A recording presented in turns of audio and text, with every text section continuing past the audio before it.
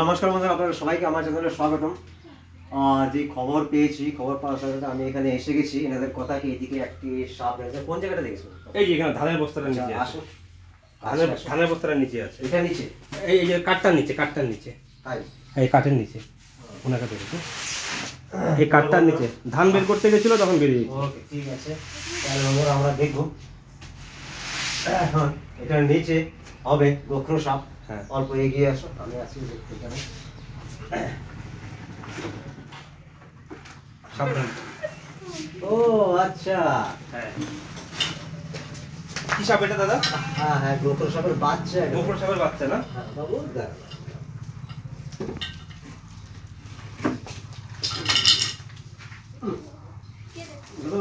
বলছিলাম যে বিশাল বড়। মুখটা বের করছিল শুধু। এটা একটা ছোট সাইজের গোখরো সাপের বাচ্চা। হ্যাঁ, আর এটা একটা মেল সাপ, পুরুষ। আচ্ছা, ডাব্বাটা বের করুন। এই ডাব্বাটা বের করুন, এটাকে আমরা প্যাক করে দেবো। হ্যাঁ, যে কোনো একটা ডাব্বা। কি বাবু, এর কি বিষ আছে দাদা? হ্যাঁ, এদের প্রচন্ড ভেনামাস, নিউরোটক্সিন ফটাফট কাজ করে। আর এইসব এই ছোট ধরনের সাপগুলো যে হয়, এরা মিসবাইট তাড়াতাড়ি করবে না।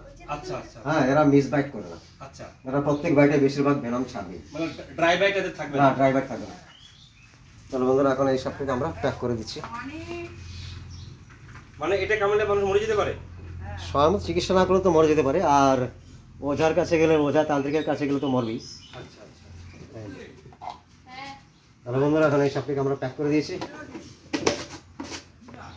গোখরো গোখরো এখন এটাকে আমরা ফরেস্ট থেকে রিলিজ করে দেবো। আর প্রথমে আমাকে ফোন কে করেছেন আমি করছিলাম। আপনি? আপনার প্লিজ আপনার নামটা একবার বলে দিন। আমার নাম দীপায়ন সরকার, আমার বাড়ি দক্ষিণ ঢালকর। দক্ষিণ ঢালকা। হ্যাঁ, তো সাপটা দেখার পর আমি প্রথম ওনাকে ফোন করি। হ্যাঁ। উনি মোটামুটি 20 মিনিটের মধ্যে আমার এখানে পৌঁছে যান। তো বন্ধুরা, শুনতেই পেলেন, আমি এনাকে অনেক ধন্যবাদ দিচ্ছি সাপকে বাঁচানোর জন্য। সাপকে বাঁচানোর প্রকৃতি পরিবেশ পর্যাবরণকে বাঁচানো। আর বন্ধুরা, আপনাদের সবার কাছে আমি অনুরোধ করছি, আপনারা প্রকৃতি পরিবেশ পর্যাবরণকে বাঁচান। আর এইসবকে বাঁচতে গেলে আমাদের এই সাপের ব্যবস্থা এই মহত্বপূর্ণ। তাহলে বন্ধুরা, এখন আসুন দেখা করি রিলিজিং স্পটে।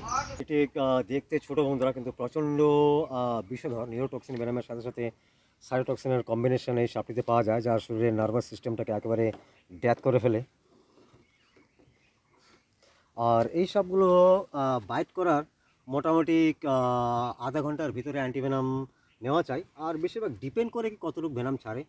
তো বন্ধুরা, এখন দেরি না করে এই সাপটিকে আমরা বাইরে বের করছি। বাইরে বের করে পরে ছেড়ে দেবো এদের এটা প্রাকৃতিক পরিবেশে। দেখবেন বন্ধুরা, এই যে আর এই যে এর ফোনের মধ্যে, ফোনের উপর একটা স্পেক্টের নিশান দেখতে পাচ্ছেন। ইংরেজিতে চশমা, সেজন্য বলা হয় স্পেকটেকেল কোবরা। আর বাংলাতে গরুর খুরের মতো, সেজন্য বলা হয় গোখরো সাপ। আর এই সাপগুলো ছোট হওয়ার কারণে বন্ধুরা, এগুলো তাড়াতাড়ি ফলস বাইট অথবা ড্রাই বাইট যাকে বলে সেটা করবে না। এরা প্রত্যেক বাইটে ভেনাম ছাড়বে এইগুলো। তাই এই সাপগুলো খুবই ডেঞ্জার হয়। এখন আমরা বের করছি বন্ধুরা, দেখবেন